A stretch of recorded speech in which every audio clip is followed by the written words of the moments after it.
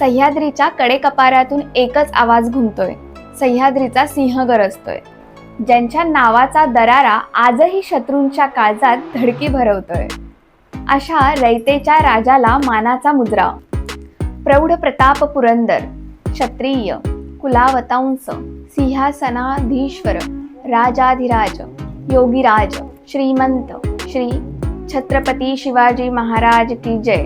रायरेश्वराच्या मंदिरात जी शपथ घेतली होती ती फक्त शब्दांची नव्हती तर रक्ताची होती. हे राज्य व्हावे ही श्रींची इच्छा म्हणत शून्यातून विश्व निर्माण करणारा एकच राजा होऊन गेला, तो म्हणजे माझा शिवबा. पावनखिंडीचा निश्चय जेव्हा झाला तेव्हा शिवाजी महाराज बाजीप्रभू देशपांडेंना म्हणाले, बाजी वेढा घट्ट होतोय, गनिमांची संख्या लाखात आहे आणि आपण फक्त 600, पण स्वराज्यासाठी इथून निसटणं गरजेचं आहे. तेव्हा बाजीप्रभू म्हणाले, राजे काळजी नसावी, पन्हाळगड सोडायची तयारी झाली आहे. काळोख आणि पाऊस आपला मित्र आहे, आपण विशाळगडाकडे कूच करू. राजे, गनिम जवळ आलाय, तुम्ही मोजक्या मावळ्यांसह विशाळगड गाठा, ही खिंड मी लढवतो. शिवाजी महाराज म्हणाले, नाही बाजी, तुम्हाला अशा मृत्यूच्या जबड्यात सोडून आम्ही जाणार नाही. बाजीप्रभू म्हणाले, महाराज, आज स्वामीनिष्ठा सिद्ध करण्याची वेळ आली आहे. तुम्ही विशाळगडावर पोहोचताच तोफांचे 5 आवाज करा.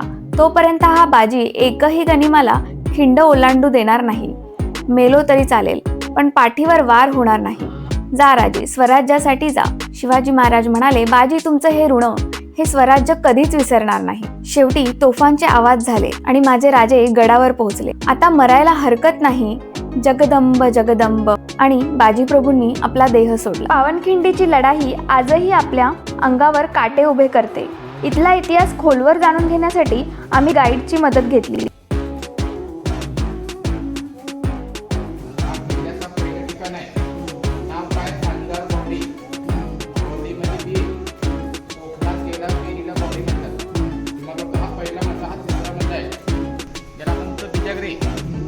आपण वापरतो सिमेंट, हा दरवाजा शिशामध्ये आहे. पूर्वी शिसं वापरलं जायचं. सो गाईज, हा गडाचा मेन दरवाजा आहे. असे 3 दरवाजे आहेत.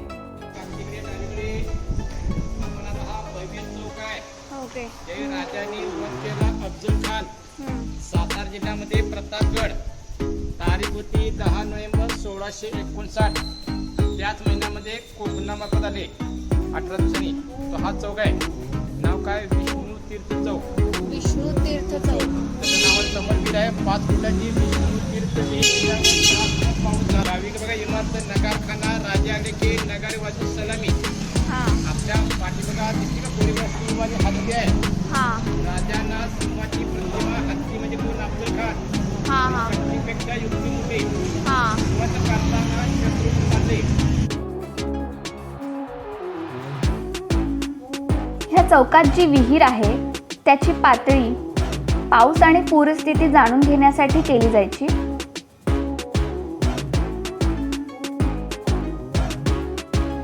आपला पुढचा पॉइंट आहे धान्याचे कोठारे. इथे पूर्ण किल्ल्याला पुरेल इतका धान्याचा साठा ठेवला जायचा.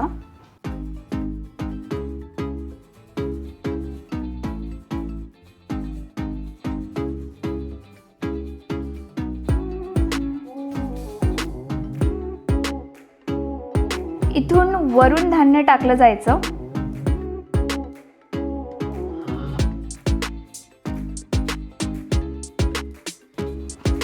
इथल्या एका खांबावर मार्किंग आहेत, त्यामुळे धान्याच्या साठ्याची मोजमाप केली जायची. तर मित्रांनो, आता आपण त्या जागी आलो आहोत जिथून शिवाजी महाराजांना विशाळगडाकडे पाठवण्यात आलं आणि बाजीप्रभू देशपांडे आणि त्यांच्या मावळ्यांनी पावनखिंड लढवली.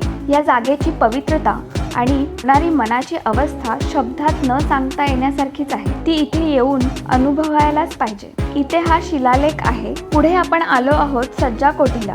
इथे वरच्या मजल्यावर सज्जा म्हणजेच बाल्कनीयुक्त राहण्याचे ठिकाण.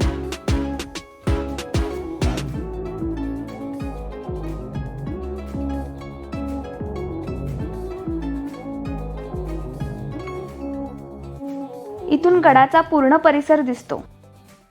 पन्हाळ्यावर छत्रपती शिवाजी महाराजांचे मंदिर देखील आहे. पन्हाळा हा तालुका असल्यामुळे गडावर शाळा, civil court, hotels, filming location अशा भरपूर सोयी आहेत. गडावरील झुणका भाकर आणि ठेचा कमाल आहे, याचा आस्वाद नक्की घ्या. या गावरान पद्धतीने बनवलेल्या जेवणाची चव काही औरच असते. पन्हाळगड उतरताना वीर शिवा काशीद यांची समाधी आहे. शिवा काशीद हुबेहूब शिवाजी महाराजांसारखे दिसायचे असं म्हटलं जातं. सिद्दी जोहरला गाफील ठेवण्यासाठी शिवा काशीद यांनी शिवाजी महाराजांचं सोंग घेतलं आणि ते सिद्धीच्या हाती सापडले. पुढे त्यांना वीरमरण आलं, पण तोपर्यंत महाराज वेढा तोडून पुढे गेले होते. अशा या वीराला आणि त्यांनी दाखवलेल्या धाडसाला नि त्यांच्या बलिदानाला शतशत नमन. महाराज गेल्यानंतरही स्वराज्य जिवंत राहिलं, कारण ते नुसतंच गडकिल्ल्यांवर नव्हतं, तर प्रत्येकाच्या काळजात होतं. आज शिवजयंतीच्या निमित्ताने शपथ घेऊया महाराजांचे विचार जपण्याची आणि हे स्वराज्य वाढवण्याची. जय शिवराय.